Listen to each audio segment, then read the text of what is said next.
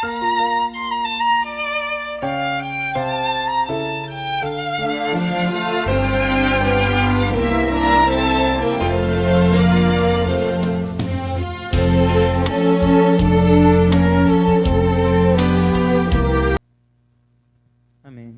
Pessoal da amada igreja, com a paz do Senhor. Estão conseguindo me ouvir direito? Amém? Peço que os irmãos abram as vossas Bíblias no livro de 2 Samuel, segundo livro de Samuel, o capítulo 9, nós vamos ler do versículo 1 ao 11. Quero agradecer aos irmãos que me elogiaram ali fora, falaram: o irmão tá bonito, tá parecendo político. Mas irmãos, toda honra, toda glória para Deus. Essa roupa aqui, eu ganhei dos outros. Essa gravata aqui, eu ganhei dos outros. Eu não tenho honra nenhuma, a honra e a glória é de Jesus. E nós vamos fazer essa leitura, eu vou ler para podermos ganhar tempo. E disse Davi: há ainda alguém que ficasse da casa de Saulo, para que lhe faça bem por amor de Jonatas? E havia um servo na casa de Saulo, cujo nome era Ziba, e o chamaram que viesse a Davi, e disse-lhe o rei: és tu Ziba? E ele disse: sou teu servo. E disse rei: não há ainda algum da casa de Saulo, para que use com ele de beneficência de Deus? Então disse Ziba ao rei: ainda há um filho de Jonatas, aleijado de ambos os pés. E disse-lhe o rei: onde está? E disse Ziba ao rei: eis que está em casa de Maquir, filho de Amiel, em Lodebar. Então mandou o rei Davi, tomou da casa de Maquir, filho de Amiel, de Lodebar, e vindo Mefibosete, filho de Jonatas, o filho de Saúl, a Davi, se prostrou com o rosto por terra e se inclinou. E disse Davi: Mefibosete. E ele disse: eis aqui teu servo. E disse-lhe Davi: não temas, porque de certo usarei contigo de beneficência, por amor de Jonatas teu pai, e te restituirei todas as terras de Saúl teu pai, e tu de contínuo comerás pão à minha mesa. Então se inclinou e disse: quem é o teu servo, para teres olhado para mim, um cão morto, tal como eu? Então Davi disse a Ziba, moço de Saulo: tudo que pertencia a Saulo, de toda a sua casa, tenho dado ao filho do seu senhor.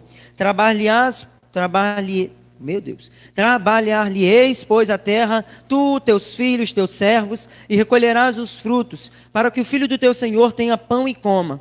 E Mefibosete, filho de teu senhor, de contínuo comerá pão à minha mesa. E tinha Ziba 15 filhos e 20 servos. E disse Ziba ao rei: conforme tudo quanto meu senhor o rei manda ao seu servo, assim fará teu servo. Porém Mefibosete comerá à minha mesa como um dos filhos do rei. Senhor, meu Deus e meu Pai, eu venho pedir a ti agora que o Senhor continue falando conosco. Espírito Santo, eu venho te pedir agora, comece a operar nos nossos corações. Senhor, se entrou alguém aqui, ó Pai amado, com alguma coisa, com alguma angústia, com alguma preocupação, nesse momento arranca, retira, mas que nós possamos ouvir essa Tua palavra, nós possamos entender essa Tua palavra e aplicar essa Tua palavra para a glória do Teu santo nome, Jesus. A igreja pode se sentar.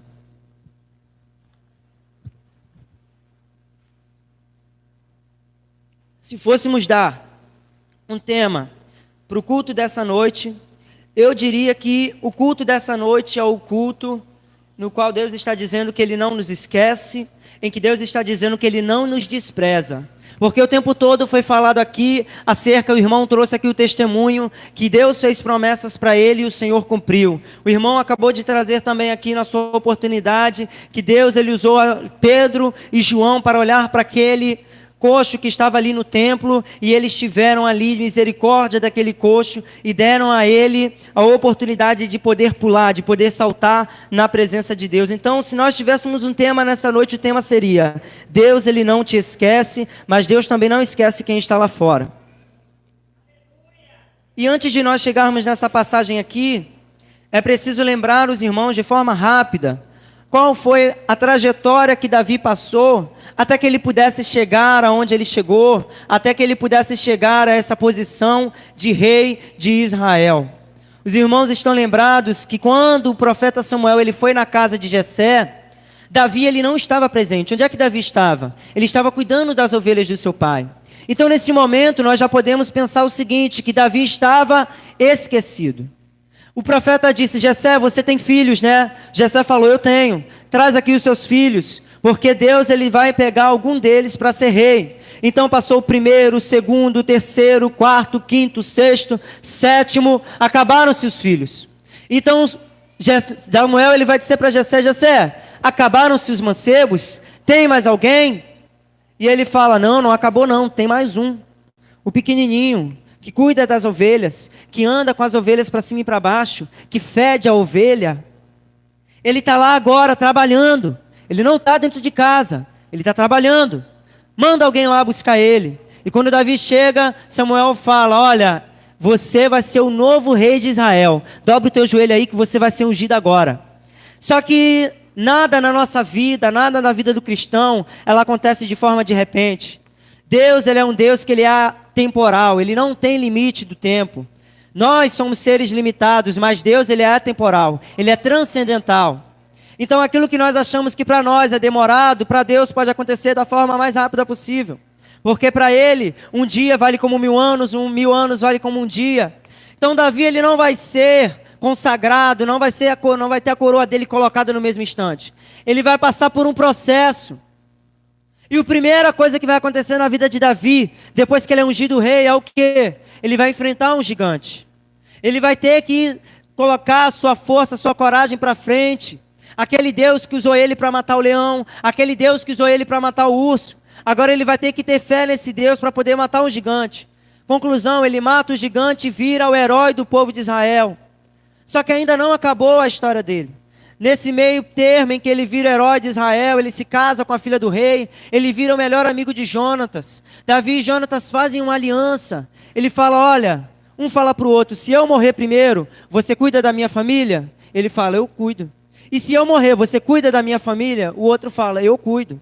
Então eles fazem essa aliança. Ele faz uma aliança com Jonatas. Mas o pai de Jonatas, o rei Saul, que até então era o rei, ele sente inveja de Davi. Deus já tinha desprezado Saul, porque Saul era desobediente. Saul, ele não ouvia a voz de Deus. Saul, ele não esperava pelo profeta. Então Deus ele já tinha desprezado Saul. Espíritos malignos vinham e atormentavam a vida de Saul. Mas Davi, ele o tempo todo permanecia fiel a Deus. E quando Saul, ele não aguenta mais ver Davi sendo glorificado diante das pessoas, sendo elogiado diante das pessoas, Saul, ele decide matar Davi, ele despreza Davi com toda a sua força. E ele começa a perseguir Davi. E aí eu não vou me ater aos detalhes das perseguições. Davi teve até a oportunidade de matar Saul, mas Davi, ele sabia que Saul era ungido de Deus. Como ungido de Deus, ele não poderia tocar. Davi disse: olha, vai chegar o dia que ele vai morrer de morte natural, vai vir uma doença, vai vir alguma coisa. Eu não estou preocupado, eu não estou preocupado. A promessa que Deus me fez, ela vai se cumprir. Pode demorar o que for, pode se levantar Saul, pode vir perseguição, mas ela vai se cumprir no momento que Deus quiser que ela se cumpra. Então Davi estava tranquilo, ele estava tranquilo porque ele sabia que o Deus que fez a promessa ia cumprir. E aí acontece uma guerra. Davi, ele já não está nem na terra de Israel, ele está escondido em outra terra, por conta daquelas perseguições. E Saul, ele vai entrar numa guerra junto com Jonatas, a guerra contra os filisteus. E durante toda essa guerra, infelizmente, o príncipe Jonatas, ele morre. E infelizmente também, porque o povo de Israel chorou a morte de Saul. Saul, ele morreu. E agora que Saul morreu, de fato, não há mais quem impeça Davi de ser rei. Chegou o momento da promessa que Deus fez lá atrás para Davi se cumprir. Agora ele vira rei de Israel. Como rei de Israel, ele une as tribos. Como rei de Israel, ele implementa novas leis. Ele conversa com a liderança. Ele faz todo aquele aparato que o político tem que fazer para poder garantir a paz e a tranquilidade no meio do seu povo. E aí Davi, tendo já conseguido estabilidade, Davi tendo já conseguido repouso, ele tinha inimigos, mas ele não estava nem aí, porque o povo de Israel tinha um grande exército, tinha a mão de Deus sobre eles. Só que agora Davi, ele está incomodado. Por que ele está incomodado, Tuane? Porque ele lembra que lá atrás ele tinha feito uma aliança com Jonatas, o filho de Saul. Lá atrás ele tinha feito aliança com um amigo dele, em que se um morresse, o outro ia cuidar da família dele. E quem tinha morrido primeiro? Jonatas. Jonatas já tinha morrido, Davi já tinha virado rei, Davi já tinha até alcançado a promessa dele, mas ele lembrou que ele era alguém que tinha feito a promessa para Jonatas. Então Davi, ele não aguenta no seu coração, ele fica pensando o tempo todo, meu Deus, será que tem alguém da família de Jonatas vivo, que eu possa ajudar, que eu possa usar de beneficência de Deus? E aí ele vai chamar esse servo Ziba, atente para o nome dele, Ziba, diga Ziba. Ziba, ele era um homem que já tinha trabalhado para Saulo, um homem que já tinha presenciado todos os ataques demoníacos que Saulo tinha passado, tudo aquilo que Saulo tinha feito para com Davi. Mas Ziba, ele continuou ali como servo, e agora que Davi era o rei, ele servia ao rei Davi. E Davi, tendo conhecimento de que Ziba era alguém que era próximo do rei de Saulo, alguém que era próximo da casa de Saulo, ele vai perguntar: Ziba, você sabe me dizer se tem alguém da família de Jonatas que eu possa ajudar? E aí Ziba, ele vai dizer: sim, tem alguém sim. E aí entra a nossa parte aqui, a palavra que Deus ainda está trazendo para nós nessa noite. O Senhor, ele nos chama para fazer missões. O Senhor, ele nos chama para evangelizar. Mas existem certas coisas que nós precisamos atentar. Davi, ele perguntou: Ziba, existe alguém que eu possa fazer beneficência? O mestre pergunta para você nessa noite: existe alguém que você conhece, que ele pode fazer um bem? Existe alguém que você conhece, que o mestre pode ir lá ajudar, que o mestre pode passar na casa dele também? Porque é muito legal a gente dizer: passa lá na minha casa, Jesus. Mas e a casa daquele que eu sei que está passando a necessidade? E na casa daquele que eu sei que não tem Jesus? E Ziba, ele vai nos trazer uma lição preciosa. Qual lição, Ageu? Ziba, ele vai dizer para Davi que não só existia um filho de Jonatas chamado Mefibosete, mas ele ainda vai trazer qual é a condição que Mefibosete tinha. Qual era a condição? Ele era aleijado. A Bíblia diz que quando o povo se levantou contra os israelitas, a mulher que cuidava do filho de Jonatas, de Mefibosete, ele tinha 5 anos de idade, ela teve que fugir. E quando ela foge, ela toma descuidado com a criança, e Mefibosete, ele cai no chão, passa uma carroça por cima, atropela ele e ele fica aleijado. Ele não nasceu aleijado, mas ele acabou ficando aleijado, infelizmente. E Ziba, como um bom servo, um servo fiel, um servo inteirado nas coisas que estão acontecendo, ele vai dizer para o rei: rei, tem alguém sim, e essa é a condição dele, ele está aleijado. O que isso aplica na minha vida, Ageu? Se você é alguém que quer fazer missões, se você é alguém que quer pregar essa palavra de Deus, trazer esse evangelho para as pessoas, você tem que começar agora a perceber qual é a condição que aquele que está lá fora tem. Qual é a condição daquele que está lá fora tem? Eu vou te dar só um exemplo aqui agora. Quem está lá fora está caminhando para o inferno. Todos aqui acreditam que quem está aqui dentro quer caminhar para o céu? Todos acreditam? Pois então quem está lá fora está caminhando para o inferno. Essa é a condição que eles se encontram. Não tem outra escapatória, eles estão indo para o inferno. Mas aí entra a nossa parte, assim como Ziba, a nossa parte de olhar para a condição dele e dizer para o rei: rei, essa é a condição dele. Glória a Jesus.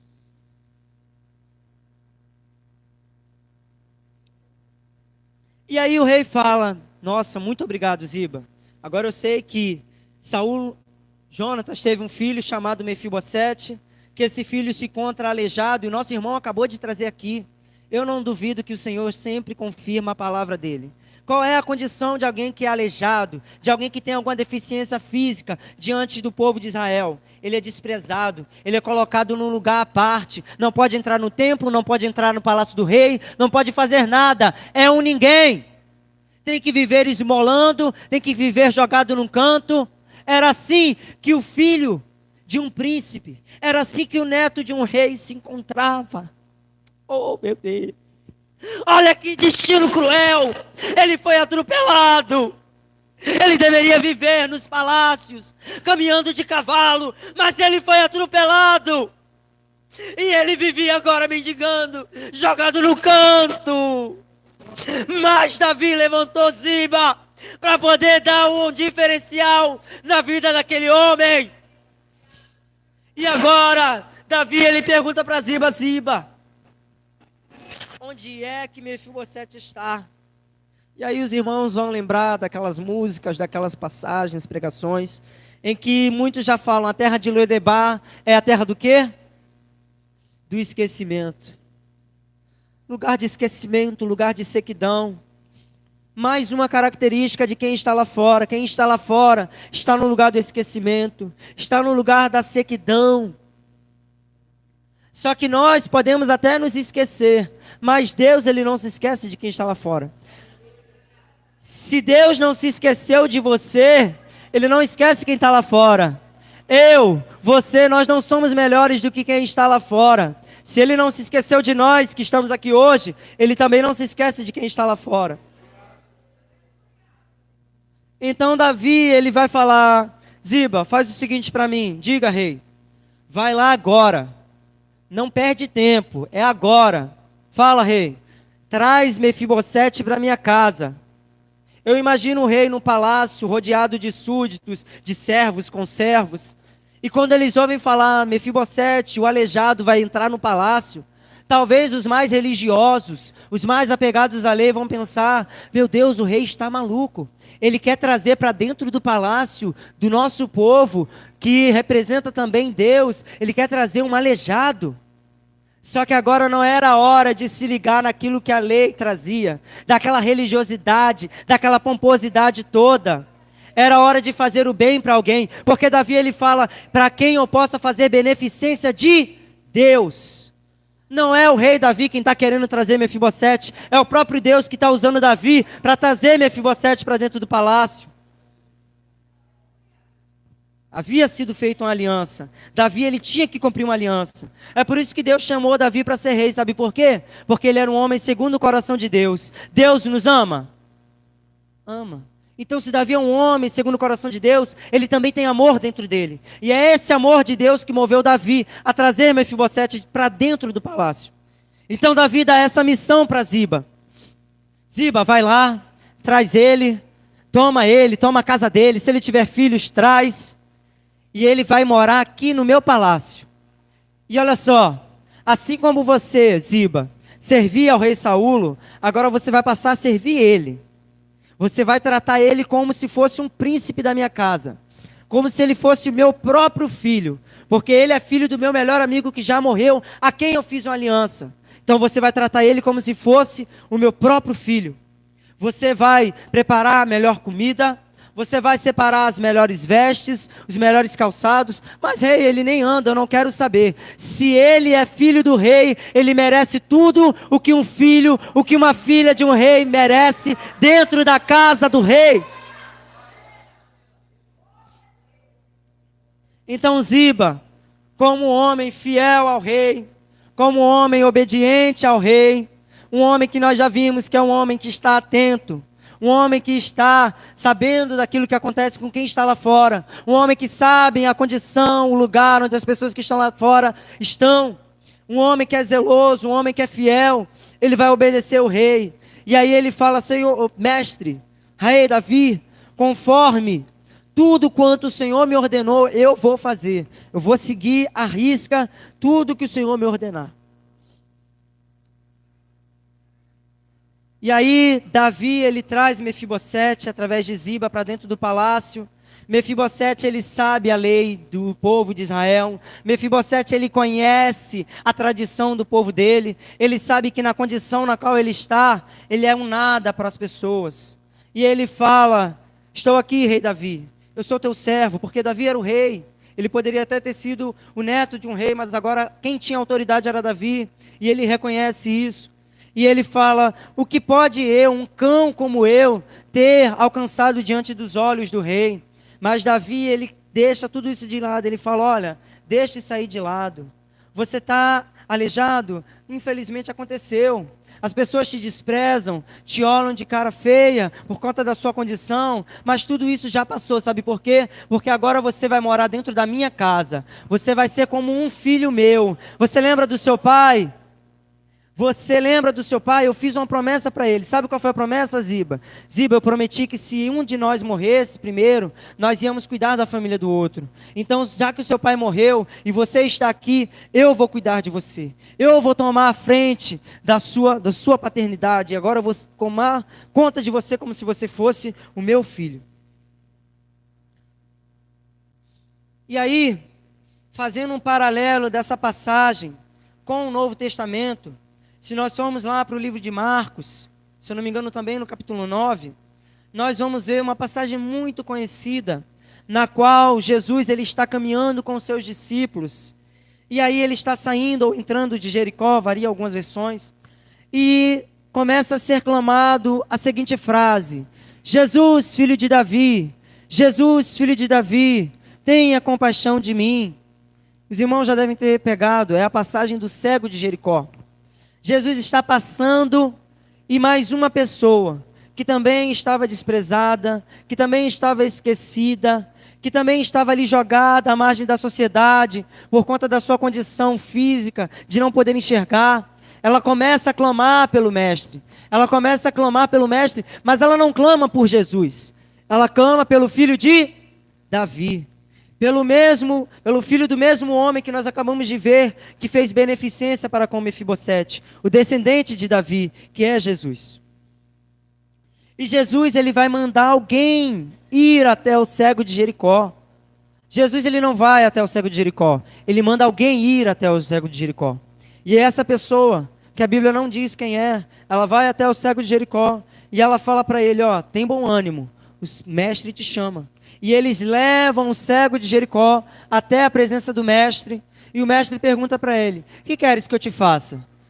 Obviamente, ele vai pedir para ver.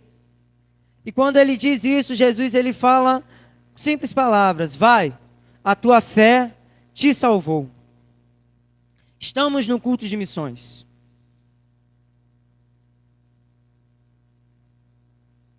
Nós somos a igreja de Deus. Nós somos o povo de Deus. Nós somos os servos de Jesus Cristo. Nós já entendemos aqui que Jesus ele nos manda lá fora ver qual é a condição de quem está lá fora.